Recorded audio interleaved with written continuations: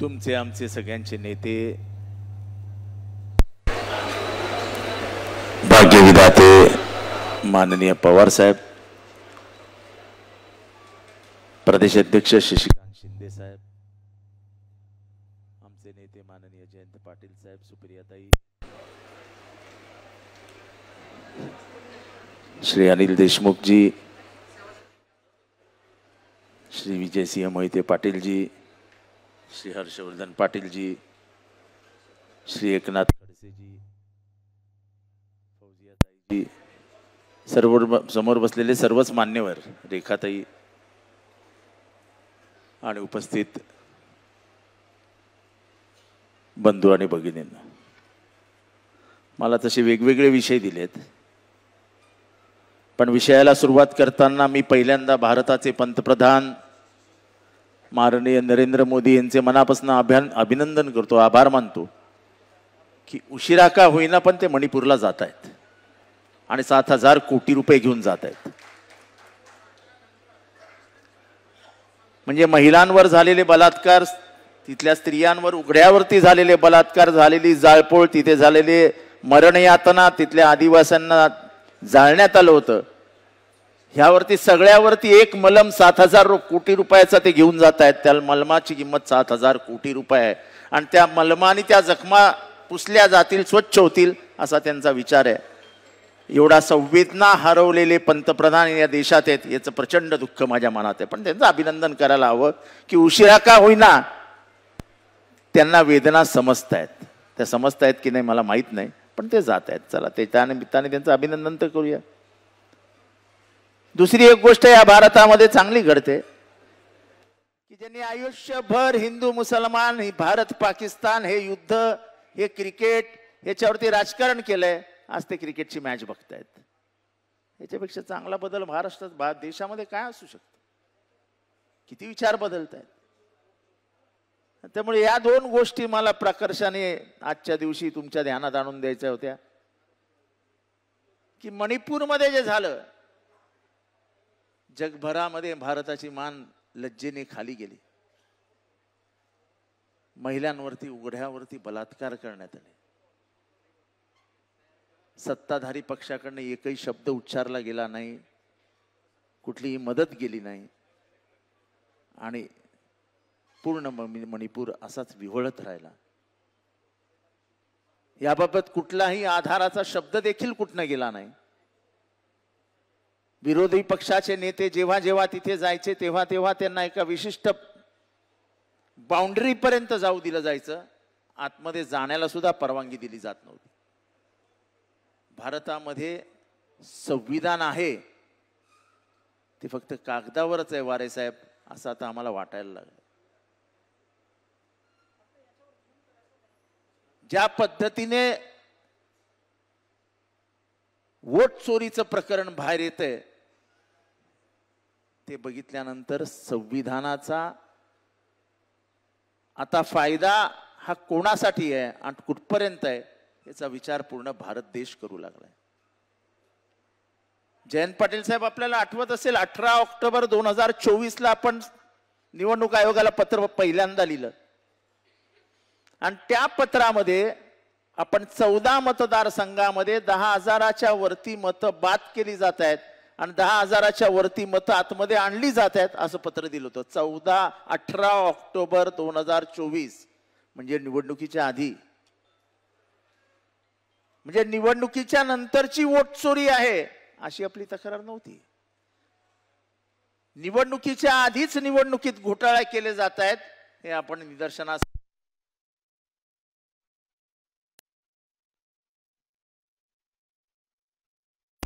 कळत होतं. ते पत्र जर व्यवस्थित आजही वाचलं तर त्याच्यामध्ये निवडणूक आयोगाचं सर्व्हर आणि बीजेपीच्या काही विशिष्ट पदाधिकाऱ्यांच्या हातात त्या सर्व्हरच्या कीज असं दोन्ही आपण गोष्टी निवडणूक आयोगाच्या निदर्शनास आणून दिलं होतं. निवडणूक आयोगाने तिच्याकडे लक्ष दिलं नाही. नंतर आपला पराभव झाला. बरोबर 30 नोव्हेंबरला मी पहिली पत्रकार परिषद घेतली आणि त्या 30 नोव्हेंबरच्या पत्रकार परिषदेमध्ये 76 लाख मतं 5 महिन्यात वाढली कशी आणि 5 ते नंतर दुसऱ्या दिवशी जे दुपारचे 2 यामध्ये 15% मते वाढली कशी याच्यावरती प्रश्न विचारले ते आजपर्यंत अनुत्तरित आहे. निवडणूक आयोग स्वायत्त असावं, ते ऑटोनॉमस असावं, त्याचे कायदेशीर अधिकारामध्ये कोणीच हस्तक्षेप करू नये. माझ्या भीमाने तो कायदा आणला. या देशाच्या स्वातंत्र्याच्या लढ्यातनं तो निर्माण झाला होता की आपलं स्वातंत्र्य अबाधित राहिलं पाहिजे. काही मुठभर लोकांच्या हातात हे स्वातंत्र्य जाता कामा नाही म्हणून निवडणूक आयोगाची स्थापना झाली की 5 वर्षानंतर येणारी निवडणूक ही इथल्या सर्वसामान्य जनतेच्या मनात जे आहे ते प्रतिबिंबित झालं पाहिजे मतांच्या रूपाने आणि त्या मतातनं जो बदल घडवायचा तो घडला पाहिजे. पण तो घडतच नाही. बिहारमध्ये ज्या पद्धतीने जवळजवळ 80 लाख मतं कमी करण्यात आली ते तर धक्कादायक होतं. पण जे निवडणूक सर्वेक्षणाच्या नावाखाली SIRच्या नावाखाली बिहारमध्ये झालं ते महाराष्ट्रात विधानसभेत आधीच झालं होतं. महाराष्ट्राच्या विधानसभेच्या निवडणुकांमध्ये शिंदे साहेब आपण 1500 मतं खोटी आहेत असं कलेक्टरच्या निदर्शनास आणून दिलं होतं आपल्या मतदारसंघात. कलेक्टरनी मान्य केलं, ती नावं कमी केली. पण निवडणुकीच्या दिवशी निवडणूक निर्णय अधिकाऱ्यांनी 1500 मतं नावं तशीच ठेवली आणि त्यावर मतदान देखील झालं. आपण कोर्टात गेलात. आज निवडणुकीला 1 वर्ष होत आलं. माझं असं स्पष्ट मत आहे, justice delayed is justice denied. ह्याला काय अर्थ आहे? 5 वर्षानंतर तुम्ही निर्णय द्याल आणि सांगाल शशिकांत शिंदे बरोबर होते. 5 वर्ष गेलेली आहेत. लोकशाहीची क्रूर थट्टा झालेली आहे. आणि ही प्रक्रिया मी आजही सांगतो, या प्रक्रियेला अत्यंत हुशारीने लोकसभेतनच सुरुवात झाली होती. न्यायाधीश चंद्रचूड यांनी पहिल्यांदा एक निर्णय दिला आणि निवडणूक आयोगाची स्थापना करत असताना, निवडणूक आयुक्त निवडत असताना विरोधी पक्षनेता, पंतप्रधान आणि सर्वोच्च न्यायालयाचे सर्वोच्च न्यायाधीश या तिघांच्या समितीने तो निवडावा असा निर्णय न्यायाधीश चंद्रचूड यांनी दिला. आपण सगळ्यांनी हा ऐका आता. हा निर्णय आपल्या विरोधात आहे. आपल्याला मनासारखा आयुक्त आणता येणार नाही आणि मनासारखा निवडणूक आयोगाला पिळता येणार नाही हे सत्ताधारी पक्षाच्या लक्षात आलं. सत्ताधारी पक्षाने हा कायदा लोकसभेत नेला आणि लोकसभेतनं त्यांनी सर्वोच्च न्यायालयाचे सर्वोच्च न्यायाधीश, सरन्यायाधीश हे त्या समितीत नसतील त्यांना बाहेर काढण्याचा निर्णय घेतला. आणि त्यामध्ये 2 मंत्री म्हणजे पंतप्रधान आणि 1 मंत्री आणि विरोधी पक्षनेता असे असतील. तेव्हा विरोधी पक्षनेताच नव्हता या देशाला. त्यामुळे संपूर्ण अधिकार हे मी सत्ताधारी पक्ष म्हणणार नाही पण बीजेपीच्या हातात गेल्या आणि पहिल्यांदा राजीव नावाचा निवडणूक आयुक्त आला. महाराष्ट्राच्या राजकारणाचं वाटोळं जर कोणी केलं असेल तर आपल्यातल्या फुटीर लोकांनी केलंच. पण याला सर्वात मोठा आशीर्वाद होता तो हे निवडणूक आयुक्त राजीव यांचा. मी दर केस अटेंड केली आहे. निवडणूक आयोगाच्या प्रत्येक हिअरिंगला मी गेलोय. शेड्यूल 10 भारतातला पक्षांतर विरोधी कायदा इतका मजबूत आहे की त्याच्यातनं कोणालाही बाहेर जाता येत नाही. किंबहुना पक्षातनं फुटल्यानंतर तुम्हाला स्वतंत्र अस्तित्व ठेवताच येत नाही असा कायदा म्हणजे कुठलाही अनाड्याने तो कायदा वाचला तरी तो कायदा स्पष्ट आहे. पण निवडणूक आयोगाने ज्या पद्धतीने निकाल दिला तो निकाल ऐकल्यानंतर आम्हाला धक्काच बसला. आमच्यातनं फुटून गेलेल्यांचं स्वातंत्र्य अस्तित्व मान्य करून ज्या बाळाला माझ्या आईने जन्म दिला ते बाळ दुसऱ्याच्या मांडीवर देण्याचं काम निवडणूक आयोगाने केलं. मग ते शिवसेनेचं असो नाही तर राष्ट्रवादी काँग्रेसचं असो, अरे आमचं बाळ ना. अरे ज्या बाळाची पैदास शरद पवार साहेबांनी केली, ज्या बाळाची पैदास कैलासवासी बाळासाहेब ठाकरेंनी केली, ते बाळ काढून तुम्ही दुसऱ्याच्या मांडीवर देता. आणि याला कारणीभूत फक्त आणि फक्त राजीव होता. नंतर खटला सर्वोच्च न्यायालयात गेला. सर्वोच्च न्यायालयावर टीका टिप्पणी करू नये असं म्हणतात, पण तो माझा अधिकार आहे. स्वतंत्र नागरिक म्हणून स्वातंत्र्य, मला दिलेलं स्वातंत्र्य, व्यक्त होण्याच्या स्वातंत्र्यातनं मी हे व्यक्त करतो की सर्वोच्च न्यायालयाने जे गतीने हा तिढा सोडवायला पाहिजे होता, तो तिढा सोडवला नाही. परत एकदा मी रिपीट करतो, justice delayed is justice denied. ज्या लोकांनी पक्षांतर केलं होतं त्यांची आमदारकी रद्द व्हायला हवी होती, ती न होता निवडणुका लागल्या. निवडणुकीच्या माध्यमातून ते परत निवडून आले आणि आज ते सत्तेत आहेत. सत्ता नाही याचं दुःख नाही, पण लोकशाहीचा पराभव होतोय आणि हळूहळू या देशातली घटना ही विस्कळीत होऊन विसर्जित केल्यासारखी होते. आणि या राज्यघटनेशी खेळ हा आजचा नाही आहे. याला एक इतिहास आहे. यांना ही राज्यघटनाच मान्य नव्हती, यांना हा तिरंगाच मान्य नव्हता.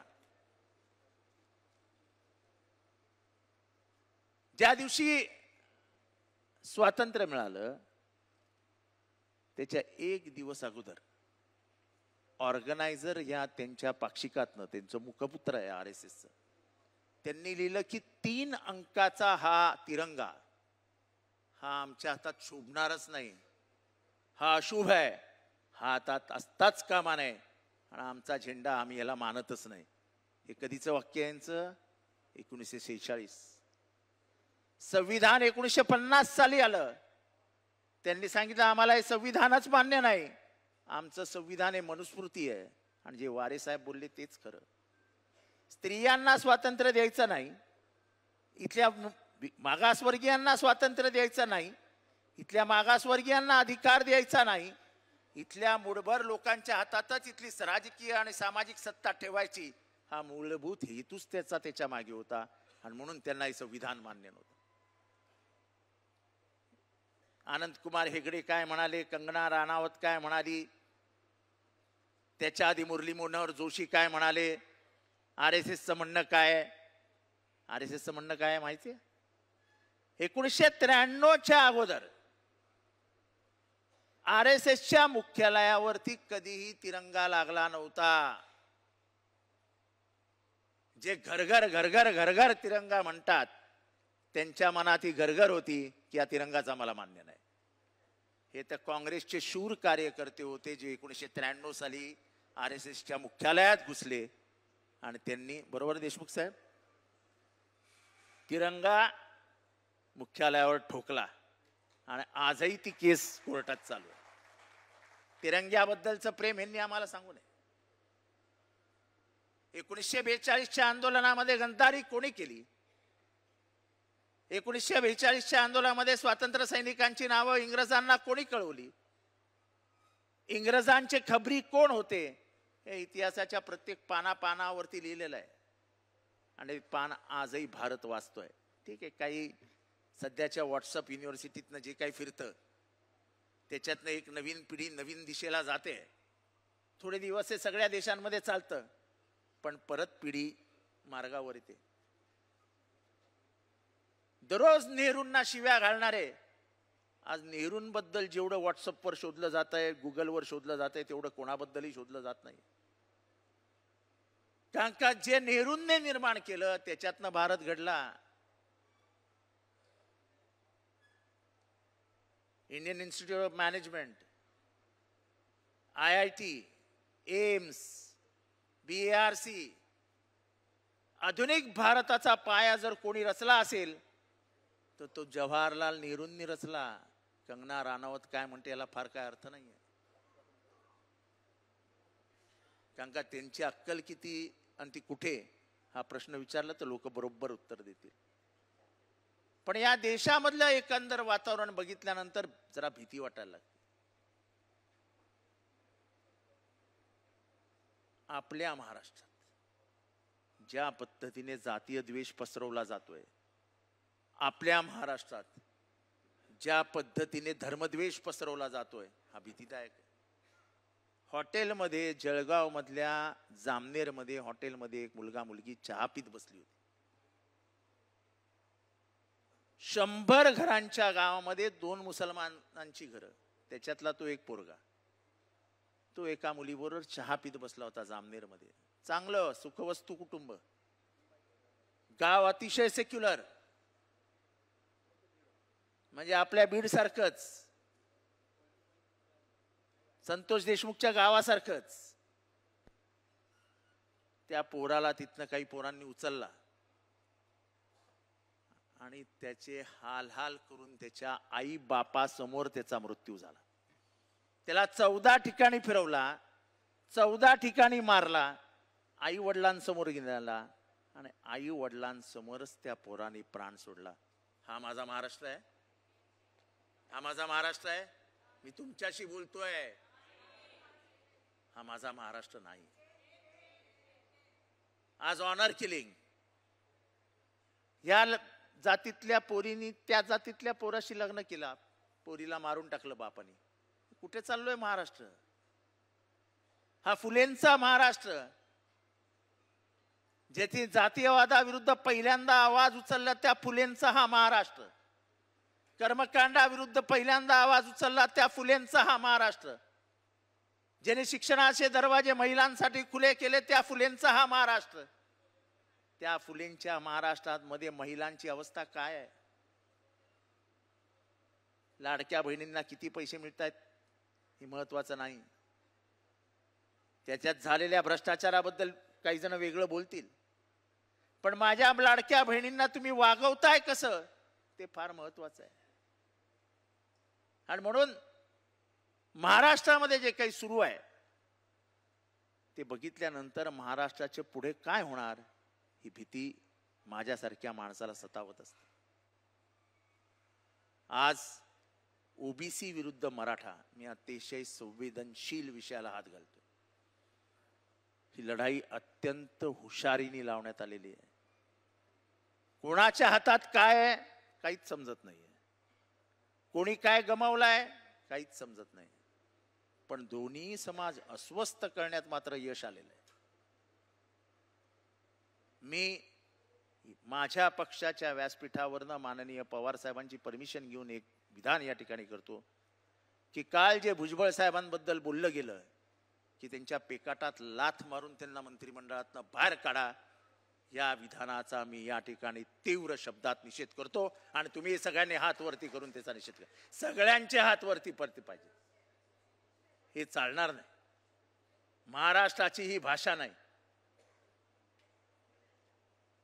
कोणतरी कुठल्या तरी पक्षाचा आमदार आपल्या पक्षाचा काहीतरी झेंडा हातात घेऊन, भुजबळांची भूमिका काय ह्याच्यात मतमतांतर असू शकतात, पण एखाद्या ज्येष्ठ नेत्याबद्दल असं बोलणं, एका समाजाचं प्रतिनिधित्व करणाऱ्या नेत्याबद्दल असं बोलणं हे कितपत योग्य आहे या लोकशाहीमध्ये याचा विचार आपण केला पाहिजे.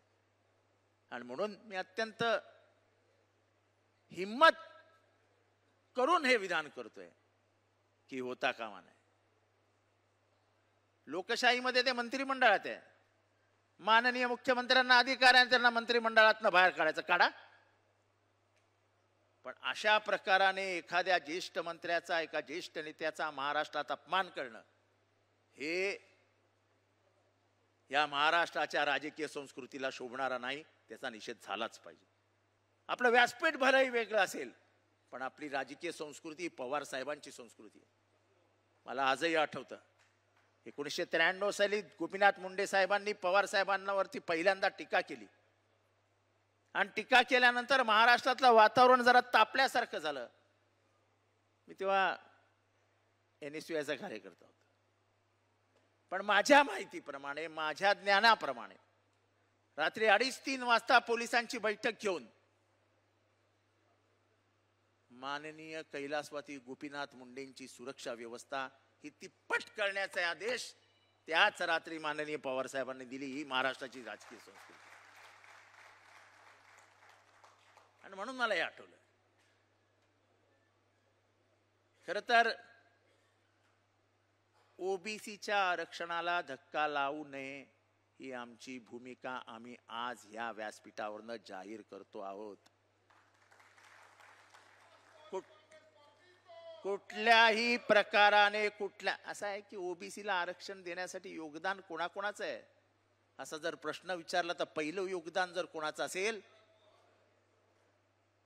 तर ते भीमराव बाबासाहेब आंबेडकरांचं आहे. 341 कलम आणलं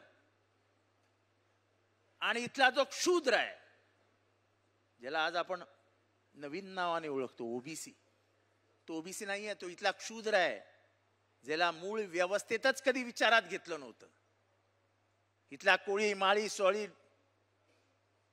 वंजारी, धनगर असे महाराष्ट्रात 346 जाती आहेत आणि पूर्ण भारतात जवळजवळ 7,500 जाती आहेत. यांना कधीही मुख्य प्रवाहात घेतलं नव्हतं आणि याची खंत ही डॉक्टर बाबासाहेब आंबेडकरांच्या मनात होती.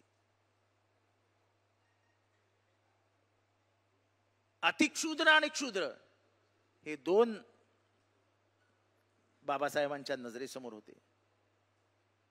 अतिक्षुद्रांना आरक्षण देण्यात बाबासाहेब यशस्वी झाले आणि जेव्हा त्यांच्या लक्षात आलं की जे क्षुद्र दऱ्याखोऱ्यात राहत आहेत, ज्या क्षुद्रांचं प्रतिनिधित्व महात्मा फुलेंनी केलं होतं आणि महात्मा फुले माळी होते आणि त्यांनी माळी आणि तत्सम सगळ्या जातींच्या व्यथा या ब्रिटिशांसमोर मांडल्या होत्या. त्या क्षुद्रांच्या व्यथा होत्या,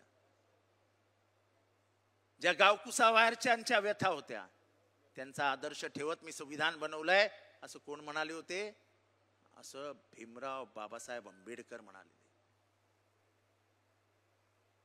बाबासाहेबांच्या जेव्हा लक्षात आलं की शूद्रांना आरक्षण मिळत नाही, जेव्हा जी 5 कारणं त्यांनी राजीनामा देताना दिली होती त्याच्यातलं एक कारण की शूद्रांना आरक्षण जर देऊ शकत नाही तर मला मंत्रिमंडळात सामाजिक न्याय मंत्री म्हणून राहण्याचा अधिकार नाही आणि म्हणून त्यांनी राजीनामा दिला.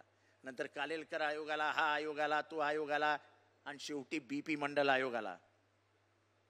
कर्पूरी ठाकूर यांनी बिहारमध्ये 26% आरक्षण ओबीसीला दिलं, म्हणजे क्षुद्रांना दिलं. कर्पूरी ठाकूर हे जातीने न्हावी होते. जाऊन इतिहासाची पुस्तकं वाचा. ज्या बिहारमध्ये पहिल्यांदा आरक्षण आलं त्या कर्पूरी ठाकूर यांना नंतरच्या काळात फक्त आई बहिणींवरनं शिव्या ऐकायतच बिहारमध्ये दिवस गेले. पण कर्पूरी ठाकूरांचं उदाहरण घेऊन तेव्हा त्या जनता पक्षाने मंडळ आयोग आणला आणि मंडळ आयोगाचा स्वीकार हा विश्वनाथ प्रताप सिंग यांनी केला. त्या विश्वनाथ प्रताप सिंग यांचं मंत्रिमंडळ पाडण्यात सर्वात मोठा वाटा होता तो माननीय लालकृष्ण अडवाणी, मुरली मनोहर जोशी आणि अटल बिहारी वाजपेयी आणि भारतीय जनता पार्टीचा. जर तुम्हाला एवढंच ओबीसी बद्दल प्रेम होतं तर मंडळ आयोगाचा खुला मनाने स्वीकार का नाही केला? मंडळ आयोगाची अंमलबजावणी जेव्हा सुरू झाली तेव्हा हातात कमंडल घेऊन झाले स्वच्छ झाली, स्वच्छ झाली, स्वच्छ झाली, ती यात्रा कशाला काढलीत?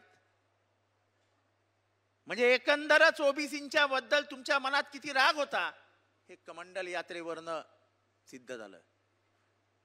एका ज्येष्ठ साहित्यिकाने आपल्या पुस्तकात लिहून ठेवलंय की मनुष्याच्या आयुष्यात त्याला मिळालेली सर्वात मोठी देणगी काय असते? तर विस्मृती. माणूस विसरून जातो. तसं काळाच्या ओघामध्ये आपण विसरून गेलो की बीजेपीची मूळ भूमिकाच काय होती. आज कदाचित मी हा शब्द वापरला तर लोकांना आवडणार नाही, पण आयुष्यभर ज्यांचा भक्त फक्त शेटजींनी आणि भटजींनी चालवला त्यांच्या मनात दुसरा असूच काय शकत होतं? त्यांच्या मनात इथल्या 97% समाजाबद्दल तिरस्कारच होता. हा फक्त राजकीय सोयीसाठी. आमचा डीएनए ओबीसीचा आहे बरं का, तुमचा डीएनए हा ओबीसीचा नाही. तुम्हाला आरक्षणच नको होतं आणि तुम्ही म्हणून संविधानाच्या विरोधात भूमिका घेऊन आरक्षण रद्द व्हावं यासाठी वारंवार प्रयत्न केला. जसं बीपी मंडळ आयोगाला, तसा आम्हाला अभिमानाने आज आम्ही महाराष्ट्रात सांगतो की मंडळ आयोगाची अंमलबजावणी आणि इथल्या क्षुद्रांना आरक्षण जे बाबासाहेबांचं स्वप्न होतं ते पूर्ण करण्याचं काम जर कोणी केलं तर ह्या महामानवाने केलं, ज्याचं नाव शरदचंद्र गोविंदराव पवार आहे. RSS ला पवार साहेबांबद्दल राग का? तर स्थापनेनंतर महाराष्ट्रात स्थापन झाली. एक लक्षात घ्या, RSS उत्तर प्रदेशमध्ये स्थापन नाही झाली आहे. RSS गुजरातमध्ये स्थापन नाही झाली आहे. RSS तुमच्या माझ्या महाराष्ट्रात स्थापन झाली आहे. महाराष्ट्रामध्ये दोन गोष्टी या महाराष्ट्राच्या कायम इथे लागतील, ती म्हणजे गांधींची हत्या करणारा देखील महाराष्ट्रातच जन्माला आला. हिंदू मुसलमानांचा सर्वात मोठा द्वेष तयार करण्याची फॅक्टरी पण महाराष्ट्रात झाली. आणि आज दुर्दैवाने जातीयवादीचं विष घराघरापर्यंत पोहोचवण्याचं काम जर कुठे देशभरात चालू झालं असेल तर ते महाराष्ट्रात सुरू झालं. आणि त्याच्या लॅबॉरेटरी महाराष्ट्र झाली आहे. हैदराबाद गॅझेटियर, मी परवा गॅझेटियर वाचत होतो शशिकांत शिंदे साहेब, आणि म्हणून आज मी मागणी पुढे करतो, हैदराबाद गॅझेटियर लावायचं आहे ना. तर हैदराबाद गॅझेटियर मध्ये लिहिलंय की व्हिजेएनटीला एसटीचे अधिकार द्या. काळबांडे हैदराबाद गॅझेटियर मध्ये आहे ना, हा मग द्या ना. धनगर वंजारी द्या आम्हाला एसटीचे अधिकार, बंजारा द्या एसटीचे अधिकार, लावाय हैदराबाद गॅझेटियर. असे निवडू नका. हैदराबाद गॅझेटियर नंतर 6 महिन्यांनी समजेल लोकांना काय मिळणार आहे, त्याच्याबद्दल मला बोलायचं नाही. पर अमर महाराष्ट्रातल्या ओबीसींना अस्वस्थ करण्याचं काम या सरकारने अत्यंत यशस्वीरित्या केलंय. ओबीसींनी आता डोळे उघडावे, कोण कोणाच्या खरंच कोण कोणाबरोबर आहे.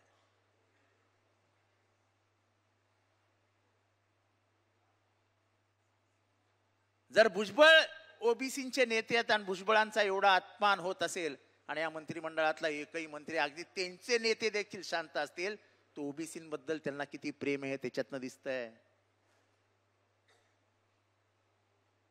एक चकार शब्द आला नाही कोणाच्या तोंडातनं, भुजबळ एकटेच बोलले. पण एकंदरीतच मराठा विरुद्ध ओबीसी हा संघर्ष पेटवण्यात या सरकारला यश आलेलं आहे. हा संघर्ष पेटू नये. मराठ्यांना आरक्षण मिळावं ही आपली भूमिका होती, ही भूमिका आहे.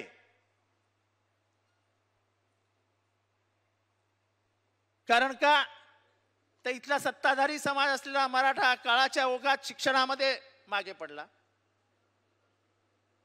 भावभावकीच्या नादामध्ये जमिनीचे तुकडे झाले, जमिनी वाटल्या गेल्या. जो एकेकाळी अशोक पवार जमीनदार असलेला मराठा अल्पभूधारक झाला, शेतीचं वाटोळं झालं. आणि जसं वारे साहेबांनी सांगितलं की आरक्षण ही अफर्मेटिव्ह ऍक्शन आहे, त्याच्यातला समाजात जो मागास होत जातो त्याला हाताला धरून पुढे आणण्याचं काम आरक्षण कोणा एकासाठी येत नाही, त्या समाजाला ताकद देण्यासाठी येतं. आणि या समाजाला ताकद देण्यासाठी म्हणून जर हे काम होणार असेल तर आम्ही मराठ्यांबरोबर आहोत, ही आमची ओबीसी म्हणून भूमिका होती. आम्ही हा ओबीसी म्हणून कधीच छोटं मन दाखवलं नाही किंवा आरक्षण देऊ नका.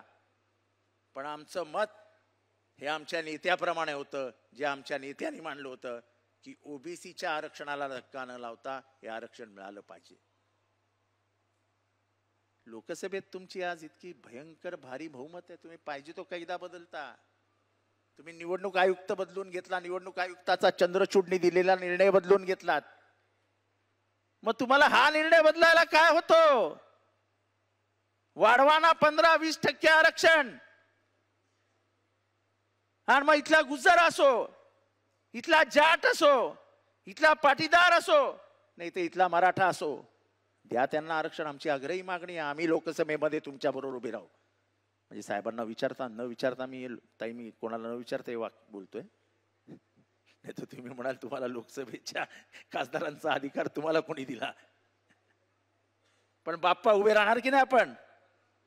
मराठ्यांना जेव्हा आरक्षणाचा कायदा आणतील हे सरकार, तेव्हा आमचे सगळे खासदार तुमच्याबरोबर ताकदीने उभे राहतील. हिम्मत असेल तर आणून दाखवा. अरे कशाला फसवता रे महाराष्ट्रात गरीब लोकांना? जे क्षुद्र आहेत, म्हणजे मी माझं उदाहरण देतो. मी परवा साहेबांनाही सांगितलं की साहेब, लोक म्हणतात की काय आरक्षण आरक्षण आरक्षण. मी माझ्या घरातली दुसरी पिढी आहे शिकलेला. माझा बाप पहिला आणि मी दुसरा. ह्याच्या आधीच्या पिढ्यांचा कधी विचार केलाय? आमच्या अख्ख्या खानदानाचं आयुष्य बॉम्बे सेंट्रल स्टेशनवर झोपण्यात गेलंय. ह्याची आम्हाला खंत नाही, अभिमान आहे की त्याच्यातनं उठून आम्ही आज इथपर्यंत आलो. अर्थात त्याच्यासाठी एक पवार नावाच्या माणसाचा आशीर्वाद आमच्या पाठीशी होता. पण ही लढाई लढत असताना आमचे डोळे उघडे आहेत. आम्हाला दिसतंय की यांना आरक्षण काढून, यांना संविधान बदलून परत एकदा जातव्यवस्था निर्माण करायची आहे आणि जातीच्या वरवंट्याखाली वरती आलेल्यांना परत पिसायचं आहे. हे आता आम्ही होऊ देणार नाही. बिहारमध्ये जातीय जनगणना झाली आणि साहेब, जातीय जनगणनेमध्ये जयंत पाटील साहेब काय आढळलं माहितीये?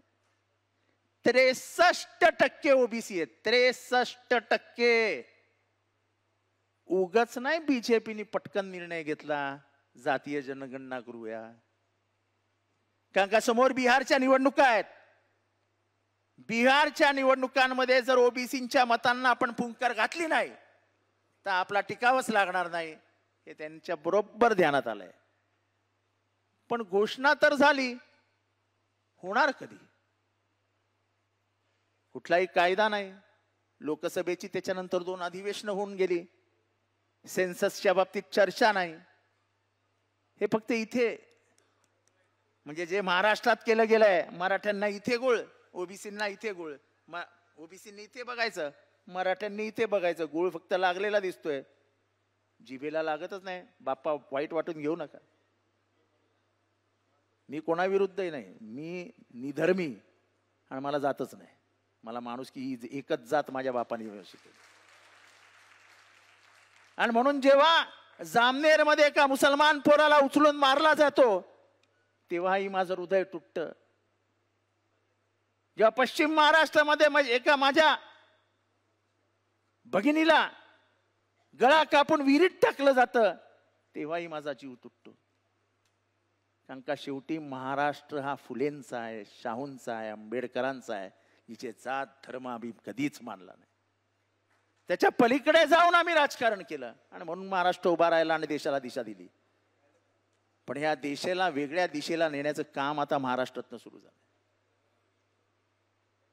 त्यामुळे आजच्या शिबिरातनं जेव्हा परत जाल तेव्हा लक्षात ठेवा की महाराष्ट्र पेटवण्याचं काम केलं जात आहे. महाराष्ट्र पेटवण्याचं काम केलं जात आहे. ओबीसी विरुद्ध मराठा ही जाणून बुजून लढाई लावली जाते. कारण का महागाई, जीएसटी, भ्रष्टाचार ह्याच्या गटार गंगेमध्ये अडकलेला महाराष्ट्र आपल्या हातातनं जातोय. हा जेव्हा सत्ताधारी पक्षाला दिसतंय तेव्हा त्याच्यावर उपाय एकच असतो, डिवाइड अँड रूल. ह्या ब्रिटिशांच्या औलादी आहेत. ह्यांना हे बरोबर समजतं की समाजामध्ये फूट पाडायची. ज्याप्रमाणे 1857च्या आंदोलनामध्ये आणि नंतरच्या काळामध्ये हिंदू मुसलमानांमध्ये ब्रिटिशांनी फूट पाडून स्वतःची राज्य व्यवस्था मजबूत केली, त्याचप्रमाणे या गोऱ्यांच्या वारसदार आजही तेच काम करतात. आणि म्हणून मी नेहमी घोषणा देतो, तब लढे थे गोरों से, अब लढेंगे चोरों से. हे चोर आहेत, चोर. हे चोर आहेत, चोर. ही व्यवस्था बर्बाद करायला निघालेली टोळी आहे. मला वाईट वाटतं, वाईट. साहेब बोफोर्स आठवतो? बोफोर्स, जयंत पाटील साहेब बोफोर्स आठवतो? जॉर्ज फर्नांडिस यांनी पहिल्यांदा खडसे साहेब बोफोर्सचा आरोप केला. त्याच्यातल्या आतमधली स्टोरी पवार साहेबांना माहिती आहे की जॉर्ज फर्नांडिसला ते कोणी सांगितलं, ओलाफ पाल्मेची हत्या कशी झाली ते मी काही ते सांगत नाही. पण आरोप कितीचा होता माहितीये? की जॉर्ज फर्नांडिसने आरोप केला देशामध्ये की राजीव गांधी यांनी 65 कोटी रुपये घेतले. किती? 65 कोटी. आजकाल 65 कोटी म्हटल्यावरती 65 कोटी ते तर दररोज येतात बंगल्यावरती, त्याच्यात काय मोठं आहे. पण 65 कोटीमध्ये राजीव गांधी अख्खं गव्हर्नमेंट गेलं. अख्खं गव्हर्नमेंट. मुंबई मधल्या एका रस्त्यामध्ये भ्रष्टाचार झाला. लार्सन अँड टुब्रोनी ती केस सुप्रीम कोर्टापर्यंत नेली आणि सुप्रीम कोर्टाने सांगितलं की या टेंडर मध्ये कितीचा घोटाळा झालाय? 3000 कोटीचा. आपल्या इथली माशी तरी हल्ली का? आम्ही तुम्हा कार्यकर्त्यांना विचारतोय, आपल्याला माहिती तरी आहे का? 3000 कोटीचा घोटाळा हा कोणी आरोप नाही केला. हा 3000 कोटीचा घोटाळा झाला हे सर्वोच्च न्यायालयाने निदर्शनास आणून दिलं आणि विचारलं की आम्ही याच्यात मध्ये पडावं का तुम्ही टेंडर कॅन्सल करता. तिथे असलेले सरकारी अधिकारी सर्वोच्च न्यायालयाच्या शिड्या उड्या मारत मारत पळाले. महाराष्ट्र सदनात गेले. रातोरात फोनाफोनी झाली आणि दुसऱ्या दिवशी सकाळी पहिल्याच मिनिटाला हे कोर्ट सुरू झाल्या मुख्य न्यायाधीशाच्या कक्षामध्ये जेव्हा ही केस सुरू होती तिथे जाऊन सांगितलं we have decided to cancel the tender. पण त्याच्या आधी आलेला ऍडव्हान्स कोणाच्या खिशात गेला जयंत पाटील साहेब ते कोणालाच माहित नाही आहे. ऍडव्हान्स घेण्याची तर प्रथा महाराष्ट्रात सुरू झाली आहे, तर तुम्हाला माहिती आहे. आणि ती किती जोरात सुरू आहे हेही तुम्हाला माहिती आहे. मग या 3000 कोटीचा आलेला ऍडव्हान्स गेला कुठे? हा प्रश्न महाराष्ट्र विचारणार आहे की नाही?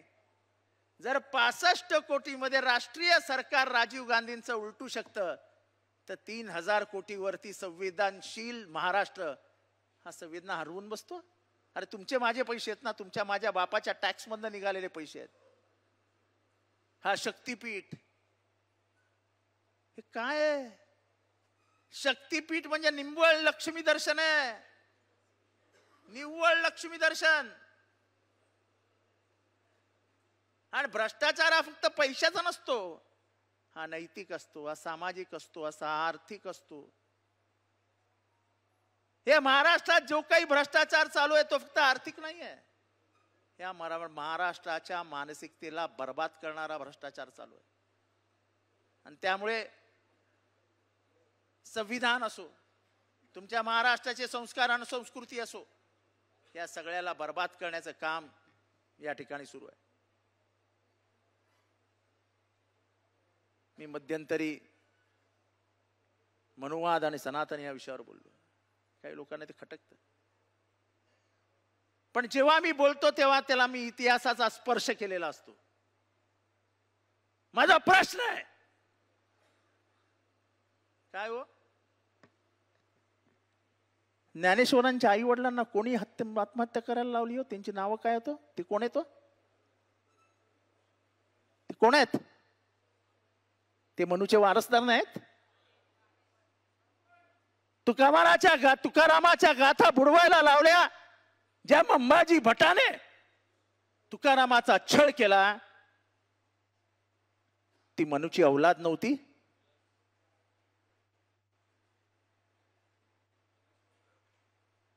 चरवाकाला कोणी मारला? लवंडे साहेब तुम्ही माझ्यावर कधी कधी बोलता, तुम्हाला राग येतो मी बोलतो म्हणून. चरवाकाला कोणी मारला? त्या मनूच्या औलादी नव्हत्या? मग ज्यांनी आयुष्यभर एका विचाराने आमचा छळ केला, आमच्या पूर्वजांचा छळ केला, त्यांच्याबद्दल बोलायचं नाही? अरे हा तर आमचे शिवाजी महाराज. आता शिवबा म्हटलं तरी लोकांना लाग येतो. अरे हा शिवबा बोलला? पूर्वी शिवबा म्हटलं की आम्हाला आमचा वाटायचा, आमचा म्हणजे माझ्या इथला वाटायचा. अच्छा, छत्रपती शिवाजी महाराजांच्या मातोश्रींच्या पतीचे निधन झाले तेव्हा सतीची प्रथा होती, तेव्हा माझ्या महाराजाने सती प्रथेविरुद्ध पहिल्यांदा उभा राहिला.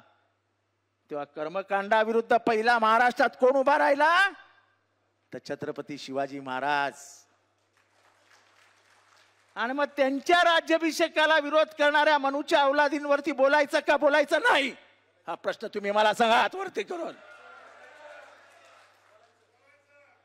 ज्यांची फुलेंना शेण मारलं, ज्यांनी फुलेंना दगडगोटे मारले, ज्यांनी फुलेंच्या खुनाची सुपारी दिली, ज्यांनी फुलेंच्या पत्नीच्या तोंडाला शेण फासलं, त्यांच्या विरुद्ध बोलायचं का बोलायचं नाही लवंडे साहेब? ज्यांनी शाहू महाराजांनी या समाजाची व्यवस्था बदलण्याचा निर्णय घेतला,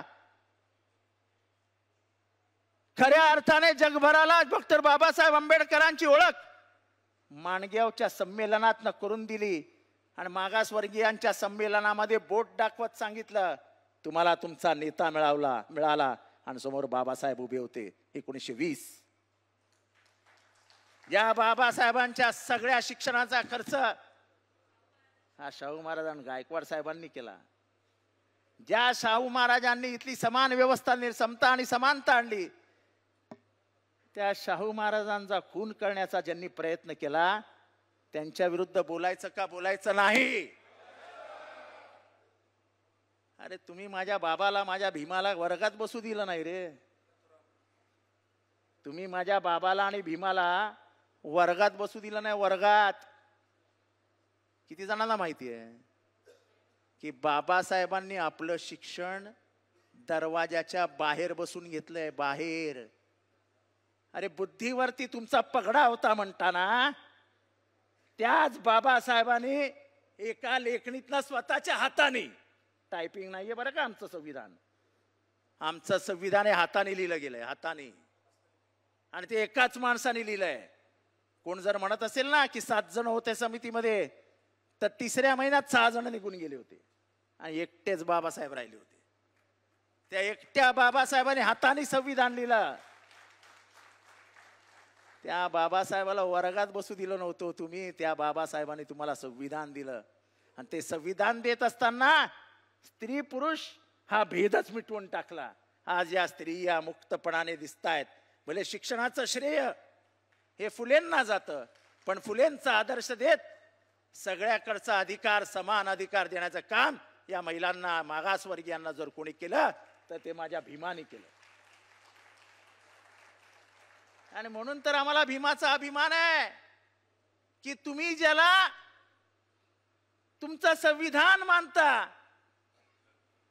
ती त्या दूरदृष्टीच्या माणसाने 1927 साली महाडला आगच लावून टाकली त्या मनुस्मृतीला स्वतःच्या हाताने, की हेच कारण आहे या देशाचं वाटोळ करणार. आणि आमचं हे म्हणणं आहे की या देशात जर वाटोळ जर कोणी केलं असेल तर मनुवादाने, मनुस्मृतीने आणि मनूचं समर्थन करणाऱ्या आजच्या पिढीने. आजही मनूचे वारसदार दिल्लीतही बसलेत आणि गल्लीतही बसलेत आणि तेच या देशाचं वाटोळं करतायत, तेच ओबीसीमध्ये भांडणं लावतायत, तेच मराठ्यांमध्ये मासवणं लावतायत. आणि म्हणून जेव्हा आपण म्हणतो की हे राज्य फुलेंचं आहे, हे राज्य शाहूंचं आहे, हे राज्य आंबेडकरांचं आहे, हे राज्य शिवबाचं आहे. छत्रपती शिवाजी, त्या संभाजी महाराजांवरून संभाजी ब्रिगेडचे आमचे मित्र प्रवीण गायकवाड यांच्यावर हल्ला झाला.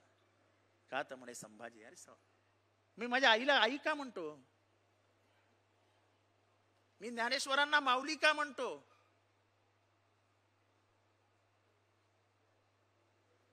कारण का ते आपलेपणा आहे, आपलेपणा. जिथे आपलेपणा आहे तिथे आई आहे, जिथे आई आहे तिथे मन आहे, जिथे मन आहे तिथे हृदय आहे, आणि जिथे हृदय आहे तिथे पाना आहे. जिथे पाना आहे तिथे सगळं माफ असतं. आणि म्हणून हा जो काही महाराष्ट्रात एक नवीन राजकीय म्हणजे इतिहास पुसण्याचं काम सुरू झालंय, तो इतिहास तर पुसू देणारच नाही, इतिहासाचं पुनर्लेखन देखील होऊ देणार नाही. जो इतिहास जसा आहे तसाच तुम्हाला मान्य करावा लागेल, कारण का तो इतिहास तुम्हाला जड जाणारा इतिहास आहे आणि म्हणून तो तुम्हाला नको आहे. तो इतिहासाचे आम्ही पुरस्कर्ते आहोत. तुम्ही जो जातीयवाद, तुम्ही जो धर्मद्वेष पसरवतात, तुम्ही महाराष्ट्राचं वाटोळं करायला निघालात, ते तुमच्या हातातनं आम्ही होऊ देणार नाही. आम्ही ते वाचवण्यासाठी आज नाशकात आलेलो आहोत. उद्या आमचा मोर्चा निघेल तो इथल्या कष्टकऱ्यांसाठी असेल, पण या मोर्चामध्ये आम्ही सगळ्यांनाच समोर आणणार आहोत, कारण का पुढचा मोर्चा तरुणांसाठी असेल असं रोहित दादा मला वाटतंय.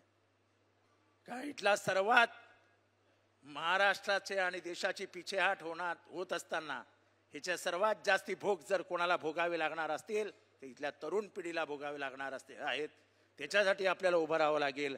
जातविरहित, धर्मविरहित देश जो डॉक्टर बाबासाहेब आंबेडकरांनी बघितला होता तेच या देशाचं स्वप्न आहे. ते आपल्याला पूर्ण करावं लागेल. एवढंच बोलतो, रजा घेतो. जय हिंद, जय महाराष्ट्र, जय भीम. आता isakal.com आहे देशातील नंबर 1 ची मराठी न्यूज वेबसाईट. प्रत्येक अपडेटसाठी isakal.com ला नक्की भेट द्या.